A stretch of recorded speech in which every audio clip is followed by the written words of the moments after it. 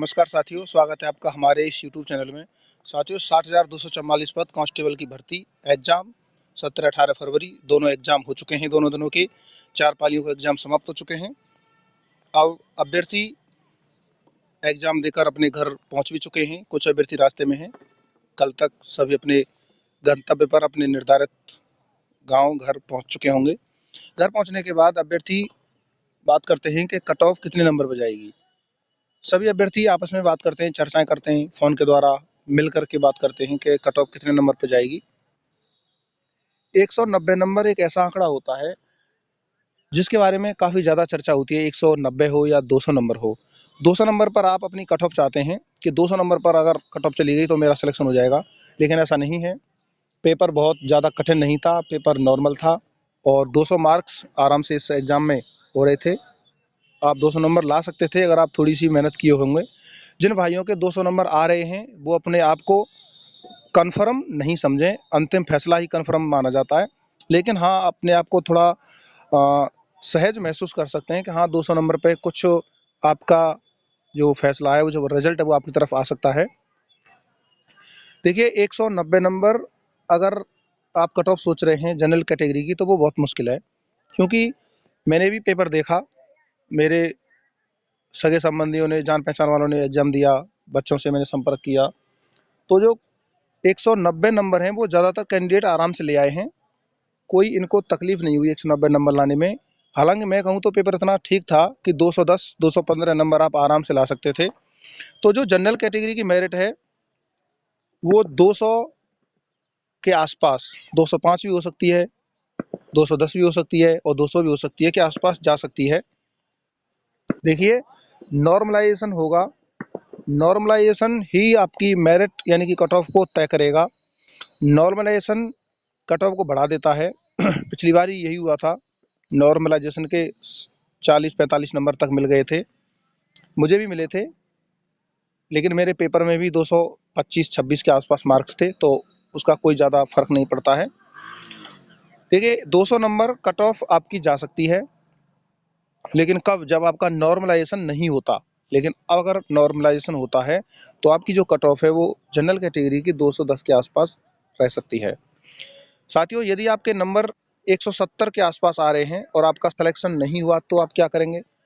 देखिए, ज़्यादातर कैंडिडेट का सिलेक्शन होगा ही नहीं, क्योंकि जगह यानी कि जो वैकेंसी है वो 60,244 हैं और फिजिकल के लिए 1.5 से 2 लाख या 2.5 लाख बच्चे पास होंगे, 3 लाख तक हो जाएंगे। तो बाकी का क्या होगा? बाकी का ये होगा, देखिए आप परेशान ना हो, आप अपने आप को डिप्रेशन में नहीं ले जाएं।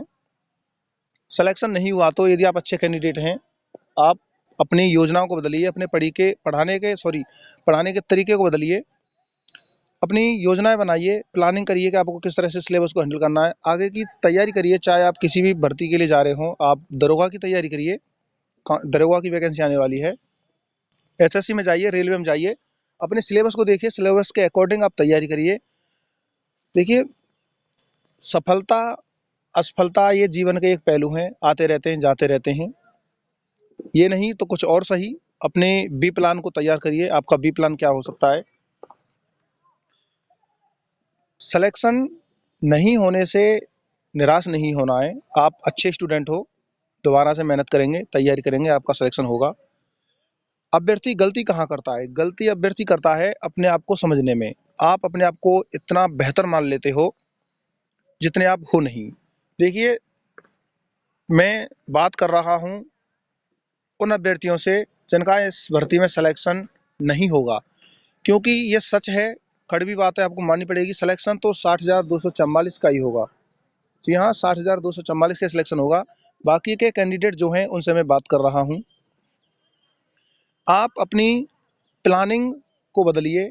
आपने जो पिछली भर्ती में किया था, आपको निराशा मिली, आप सिलेक्शन नहीं लिए। अगर आप यही अगली भर्ती में करोगे तो आपका सिलेक्शन अगली भर्ती में भी नहीं होगा। इसका मतलब यह है, आपको अपनी प्लानिंग चेंज करनी पड़ेगी, अपने पढ़ने के तरीके को बदलना पड़ेगा। अगर आप पढ़ने के तरीके को नहीं बदलेंगे तो वही रिजल्ट मिलेगा जो आपको पिछली बार मिला था। देखिए, बार बार अगर वही रिजल्ट मिल रहा है पिछला वाला, इसका मतलब ये है कि आप बार बार वही कर रहे हो जो आपने पिछली भर्तियों में किया है। इसलिए अपना जो पढ़ने का तरीका है उसे बदलिए। प्रश्नों की गहराई तक जाइए, सॉल्व पेपर पुराने वाले हल करिए, मॉडल पेपर हल करिए। प्रश्न की ये समझिए कि प्रश्न कहाँ से आता है। जीके में अगर कोई प्रश्न उठाया गया है तो वो किस टॉपिक से उठाया गया है, उस टॉपिक को क्लियर करिए, अपने नोट्स बनाइए। सब कुछ 6 महीने में, 1 साल में नहीं होता है, ना तो सब कुछ 1 साल में प्राप्त होता है और ना ही 1 साल में खत्म होता है। इसलिए अपने आप को बेहतर अभ्यर्थी बनाने के लिए पढ़ाई करिए। सोचिए कि आप कैसे सफल हो सकते हैं, किन किताबों से आप जीके पढ़ सकते हैं। रीजनिंग के फिक्स टॉपिक हैं, वो आपको आने चाहिए। मैथ फिक्स है, मैथ वो भी आपको आनी चाहिए। हिंदी की कोई भी एक बुक अगर आप 10 बार पढ़ेंगे तो मेरे हिसाब से आप कहीं हार नहीं मानेंगे। देखिए, बुराई हारने में नहीं है, हार मान लेने में बुराई होती है। साथियों, वीडियो अच्छी लगी हो तो एक बार लाइक कर दें, चैनल को सब्सक्राइब करके बेल आइकन दबा लें। वीडियो अपने साथियों को जरूर शेयर करें। वीडियो देखने के लिए धन्यवाद। जय हिंद, वंदे मातरम।